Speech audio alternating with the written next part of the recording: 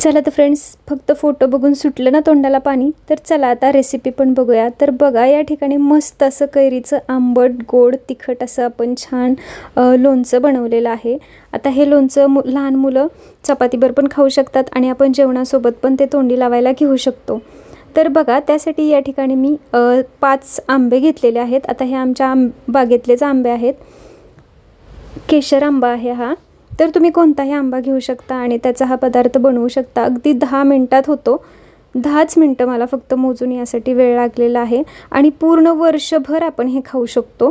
तुम्ही हे स्टोर करू शकता फ्रीजमध्ये ठेवून, पण फ्रीजमध्ये नाही ठेवलं, हे उन्हात एक 4-5 दिवस ठेवून जरी स्टोर केलं तरी पण ते वर्षभर टिकू शकतं छान प्रकारे। तर बघा, आंबे या प्रकारे मी अशा प्रकारे कट करून घेतलेले आहेत। त्यासाठी लागणारं साहित्य मी या ठिकाणी घेतलेलं आहे। जिरं 1 चमचा घेतलेला आहे, मोहरी 1 चमचा घेतलेली आहे, लाल तिखट 1 चमचा घेतला आहे, 1 चमचा मीठ घेतले आणि 200 ग्रॅम मी या ठिकाणी 5 आंब्यांसाठी साखर घेतलेली आहे, गोड साखर। तर आता आपण गॅसवरती पॅन ठेवणार आहोत। तर आता त्याच्यामध्ये 2 चमचे फक्त मी तेल घातलेलं आहे। तेल जास्त पण नाही घालायचं आपल्याला। आता हे पाकामध्ये आपल्याला करायचं आहे आणि आंबट गोड आणि तिखट अशा पद्धतीने करायचं आहे, त्याच्यामुळे ते तेलकट जास्त नको आहे, म्हणून आपण तेल अगदी फक्त मोहरी आणि जिरं तडतडण्यापुरतंच घालणार आहोत। तर बघा, या ठिकाणी जिरं आणि मोहरी व्यवस्थित तडतडलेली आहे, तुम्ही बघू शकता। आता आपण त्याच्यामध्ये कैरी घालायची आणि अगदी 1 मिनिट आपल्याला ती फक्त त्याच्यामध्ये मिक्स करून घ्यायचं आहे। 1 मिनिट आपल्याला कैरी व्यवस्थित पॅनमध्ये परतून घ्यायची अशा पद्धतीने। आणि नंतर त्याच्यामध्ये आपल्याला हे सगळे इन्ग्रेडियंट्स घालायचे आहेत। लाल तिखट सगळं एकदमच घालायचं आहे, लाल तिखट, मीठ आणि साखर पण।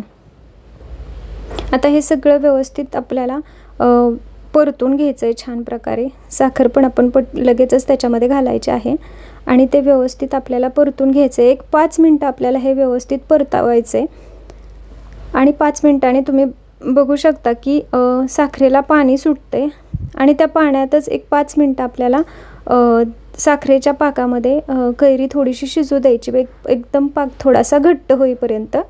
बघा, या ठिकाणी तुम्ही बघू शकता पाकाला साखरेला पाणी सुटते आणि अशा पद्धतीने बघा 5 मिनिटांनी त्याला एकतारी पाक यायला एकतारी पाक असा त्याचा तयार होतोय।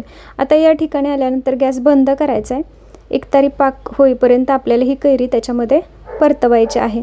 तर बघा, आता हे थंड झाल्यानंतर आपल्याला एका छान काचेच्या भरणीमध्ये व्यवस्थित असं भरून ठेवायचं आहे आणि हे अगदी वर्षभर तुम्ही व्यवस्थित ठेवू शकता, फ्रीजमध्ये ठेवू शकता किंवा वरती ठेवलं तरी पण काही प्रॉब्लेम नाही।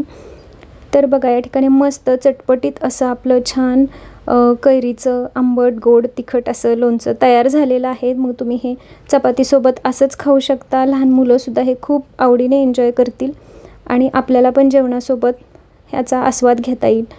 तर बघा, तुम्हाला ही रेसिपी कशी वाटली मला नक्की कमेंट करून सांगा।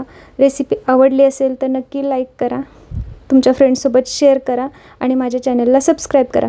Thank you for watching.